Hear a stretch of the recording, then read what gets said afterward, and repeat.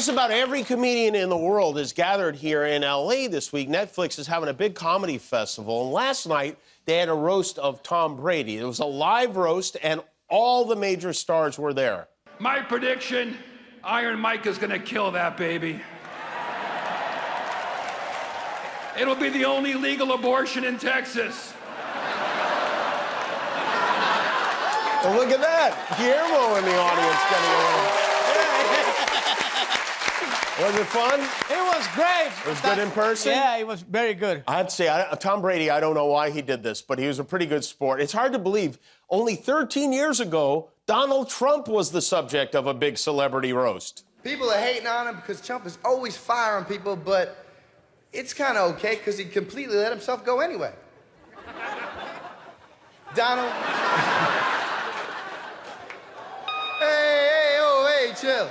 You know what, Donald? You got the tan, you got the laundry down, but you gotta hit the gym, pork chop. But Donald, I like how you roll. I've seen pictures of your house. Everything in your house is gold. Who decorated your house? Flavor Flav's dentist? And it all went downhill from there. Remember the situation, Mike, the situation that he was actually in prison with Trump's former lawyer, Michael Cohen, who's currently testifying against him. They were at the Otisville Federal Correctional Institution at the same time, and maybe Trump will be there next. In New York today, the judge, in his hush money trial, found Trump to be in contempt for violating the terms of his gag order again. This is Trump's 10th violation, and we're only on day 12 of the trial. He's already paid $9,000 in fines for the first 9, which doesn't sound like a lot, but it is a lot for Eric, who now won't be getting his allowance this week. The judge is now threatening to put Trump in jail if he doesn't stop talking about the case, which means Trump is definitely going to jail because he can't stop talking about the case. It's like trying to get a dog to stop licking itself. It's like, don't do it. Nah, whatever. It's his nature. Sending the former president on a trip to Mar-A-Lago, according to Judge Merchan, is the last thing I want to do, which is funny because it's the first thing I would want to do. It's like number 1 on my list. And how would that even work? I mean, like, would they give him a cavity search? God help whoever gets that gig.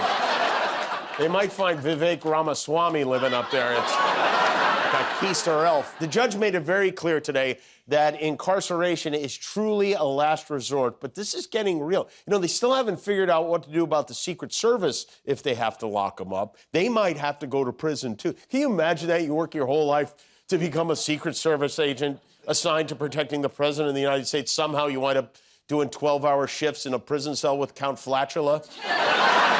Over the weekend, one of Trump's alleged former mistresses, Karen McDougal, the former Playboy playmate, she had a story about a year-long affair she had with Trump. It was purchased specifically to be buried by Trump's buddy at the National Enquirer. She posted a picture of the book Catch and Kill while she was in a bathtub in what appears to be a private dining room at the Cheesecake Factory. I don't know. That's got to make him a little nervous. Every time she thinks of their affair, she has to bathe. Karen is expected to testify later this month. We've been talking about Stormy so much, we forgot about Karen, which will be fun for Melania. You know, on Saturday, Trump, he hosted an event at Mar-A-Lago for wealthy donors. It was a luncheon that included around a dozen potential running mates, all of whom are auditioning to be his number 2 on the exciting new reality competition show, So You Think You Can Pence.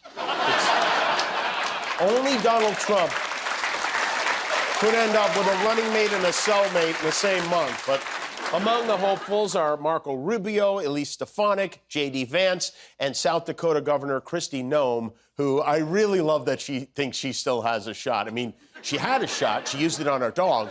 And now there's no way Trump is going to pick Kristi Noem, but he wants to keep her around in case one of the other lapdogs stops obeying his commands.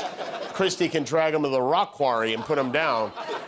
You know, every time, I've talked about this a few times, I always feel like half the audience thinks I'm kidding about the dog killing stuff. I'm not kidding. Kristi Noem has a book coming out tomorrow in which she brags about shooting her own puppy. And not just a puppy, this nomicidal maniac also murdered her goat. You put it in a part of a chapter called Bad Day to Be a Goat. And then after you shot the dog, you, quote, realized another unpleasant job needed to be done.